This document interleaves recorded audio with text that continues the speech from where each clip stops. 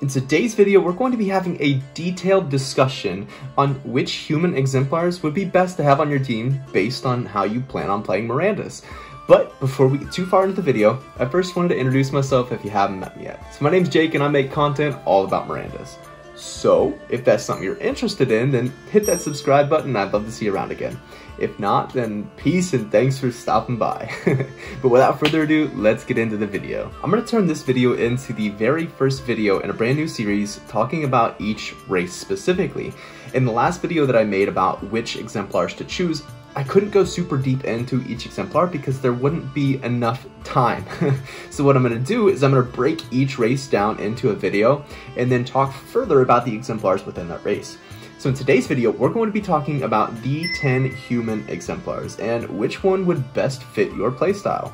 This video is going to be a little bit longer because I'm going to be talking about all the lore behind the characters as well. And I'll try and put timestamps. I've never done that in a video before, but I'll try and do it on each exemplar. So I'm going to be reading this off of a website called learnmirandus.com. And I'm not doxing the website. I don't know if it's legit. It seems legit.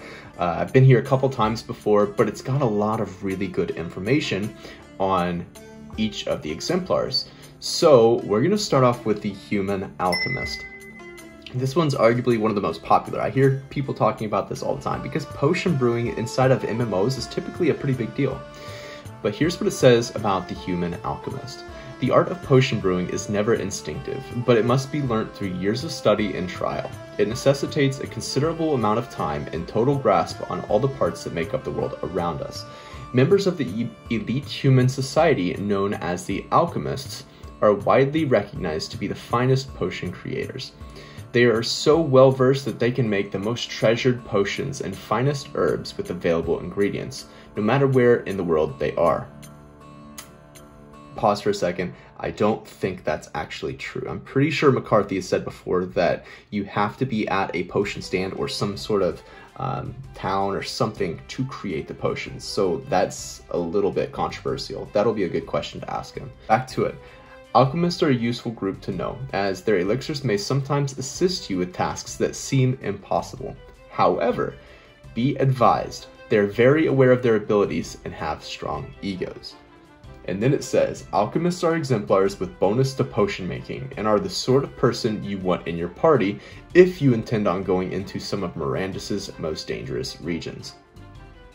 Wow, okay, so from that alchemist explanation, it seems like if that's right, the alchemist is almost a necessity as far as adventuring groups. But again, like I said, I'm pretty sure McCarthy said that that's not going to be a thing. So next time he's in Discord, I'll ask him that, or we'll put that on a question for the next Q&A that we have with him. But yeah, seriously, from that, alchemists seem super overpowered. It seems like they're going to be able to help you get through some really tough things inside the game. Just going off of what this has told us, if this is true, an alchemist will almost be necessary, especially for some in-game content. Like if you're going for some crazy dungeons or some one-of-one bosses, an alchemist will probably, there could be multiple alchemists on the team. Now, the next human exemplar that we're going to be talking about is the cartographer. And the cartographer is another exemplar that people are very excited about. Me for one. I think that the cartographer has very, very high earning potential, especially early game inside of Mirandus, because if you think about it, once everyone spawns into the map for the first time, no one's going to know anything. Since there's not any centralized in-game map, the cartographer will be the only one that can provide some sort of maps to people. So if people don't know where they're going, then having that map is going to be really, really helpful in exploring the world. So here's what Learn Mirandus has to say about the human cartographer. It is a tremendous gift to have and comprehend the world from an accurate viewpoint. Many of history's finest minds in Mirandus have had this talent, using it to create legendary maps that recounted a lesser-known tale of the land. Without the geographical tale that maps might tell, explorers would never have conquered the wild regions, gone through the deserts, or sailed across the immense seas. Today, the legacy of legendary mapmakers from long ago lives on through the human exemplars known as the cartographers. They are born with inborn senses of direction, navigation, and distance. When as tiny children, typically toddlers, they are discovered carefully examining their surroundings and drawing maps in the dirt with intricacies that exceed their years. After a cartographer has mastered his or her abilities as an adult, he or she may effortlessly create a tapestry of maps from the pieces of the world. All map development is aided by these exemplars who have cartography receive a significant boost to all map creation. Just basing on what that says and what I mentioned earlier, cartographers are going to be so useful inside the game. Being able to map out new unexplored areas or find maybe new islands that haven't been explored yet, even taking them on an adventuring team is almost going to be necessary, because if you die, if and when you die on a super dangerous task, you and your group are going to have to somehow navigate back there, and hopefully in a more time efficient manner. And that's what I feel like the cartographer is going to help with, is shaving off time and also danger trying to find where you were in the first place.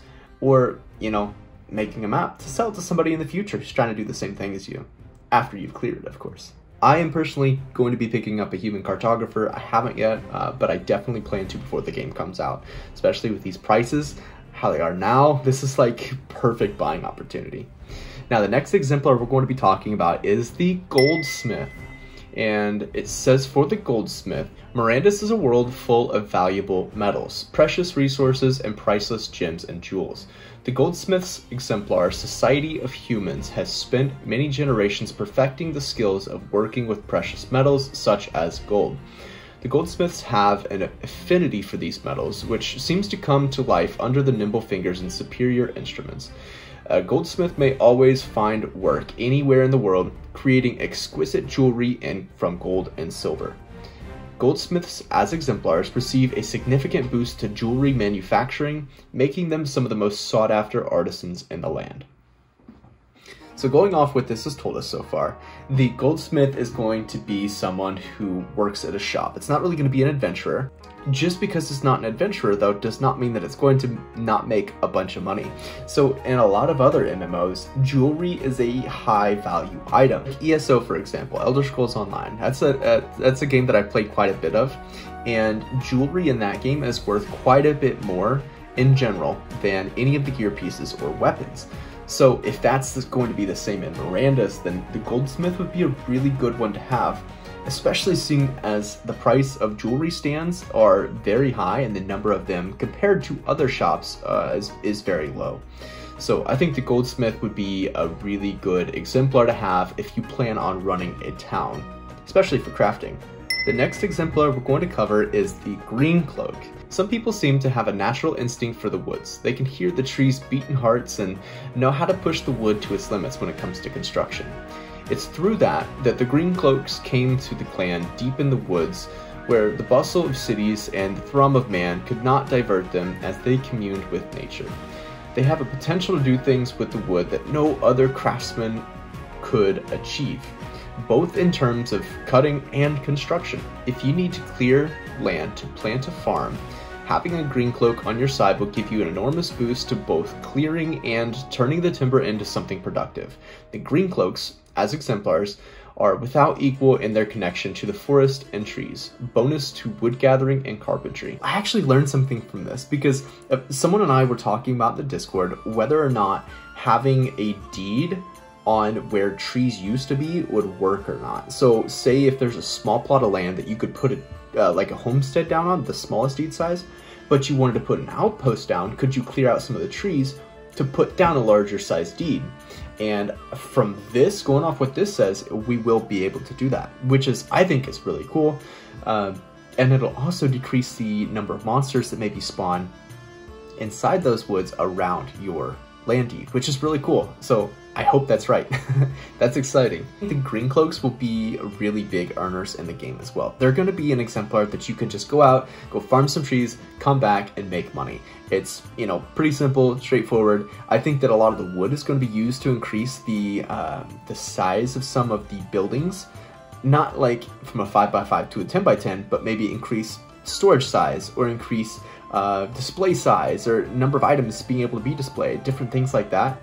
A lot of building upgrades, I'm assuming, are going to take wood. So that's going to be, there's going to be a high need for wood. So I think that the green cloaks will be really good exemplars to have. this kind of convinced me to also get a green cloak as well, because I really like farming. Now, it's not going to be as simple as just, you know, go cut some trees and come back. I'm assuming there's also going to be a lot of monsters that are after you, so you might need some protection, or, you know, just be able to fight with your green cloak. So yeah, I'm gonna pick up a green cloak now. Next exemplar we're going to cover is the Pit Fighter, and there's really not a whole lot to the Pit Fighter.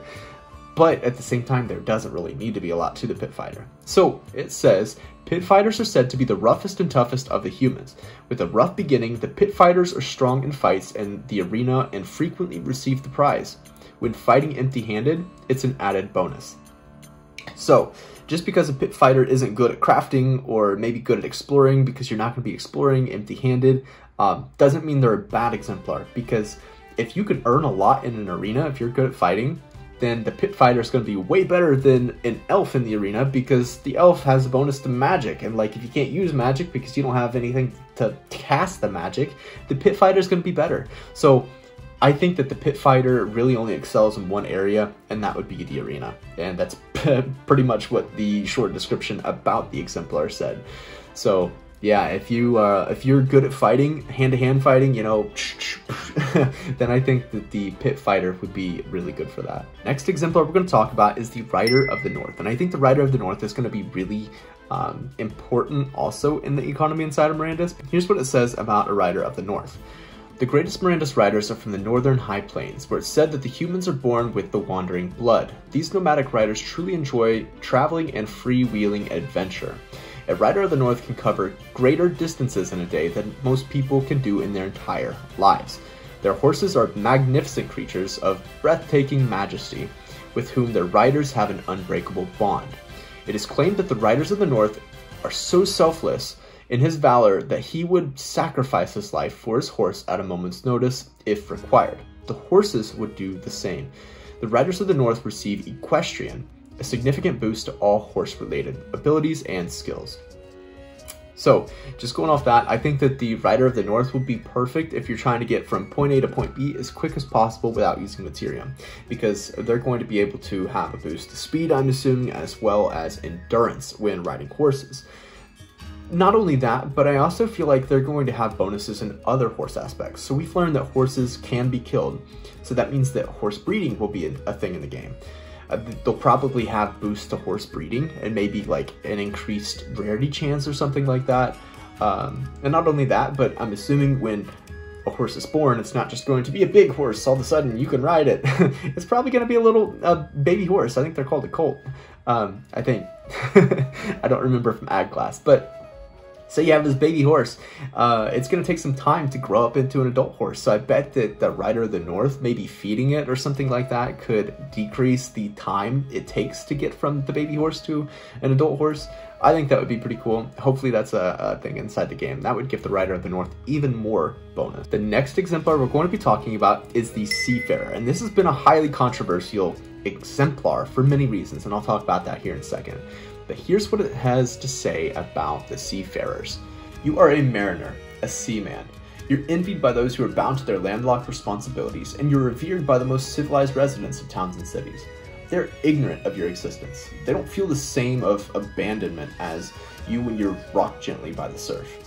They have no idea of the thrilling rush of adrenaline that comes with the squall as it approaches to swallow your crew and ship in its ravenous chaos.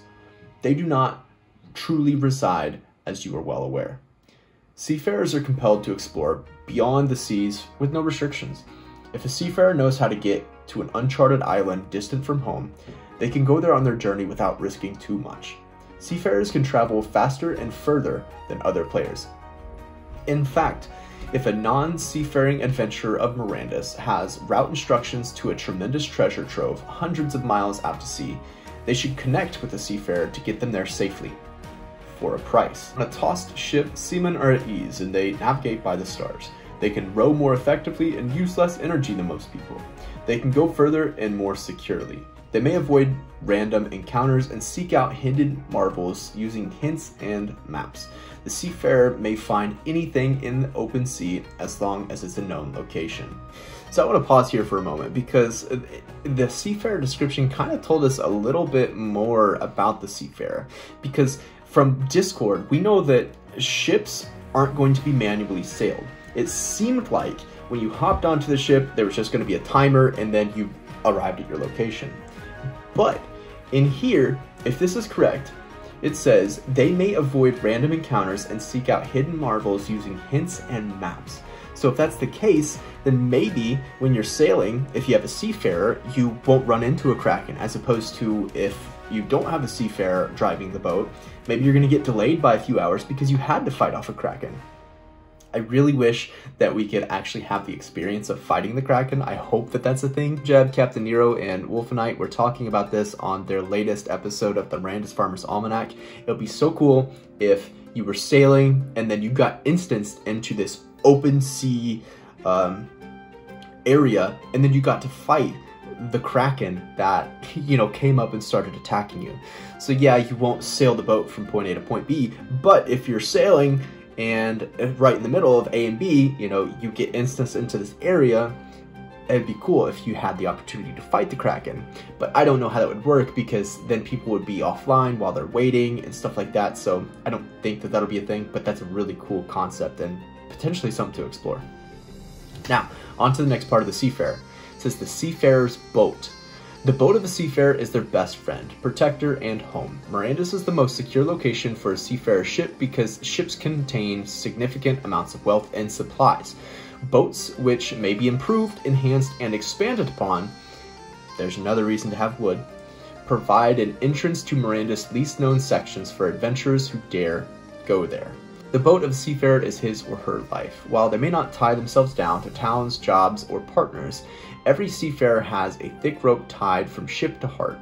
A Miranda seafarer is always within reach of adventure and wealth, thanks to a decent boat beneath their feet. Bonus ability to seafaring, which is bonus to sailing. So yeah, we've kind of already talked about my thoughts on seafarer, but I think that if you want to do stuff on the sea, like if you want to be a pirate, then the seafarer is going to be really, really good for you. If you own a boat, I highly recommend having a seafarer, it seems like, because there might even be a possibility of you finding a map to go to a certain location. We'll call that location B, and you're at A, and a seafarer is sailing. Maybe on your way to B, you unlock location C. You know, you unlock a whole new location just because you have the seafarer sailing the boat. I think that that would be really cool, but again, that's speculation, so who knows. We've talked about a seafarer way too long. Now let's move on to the strong hands.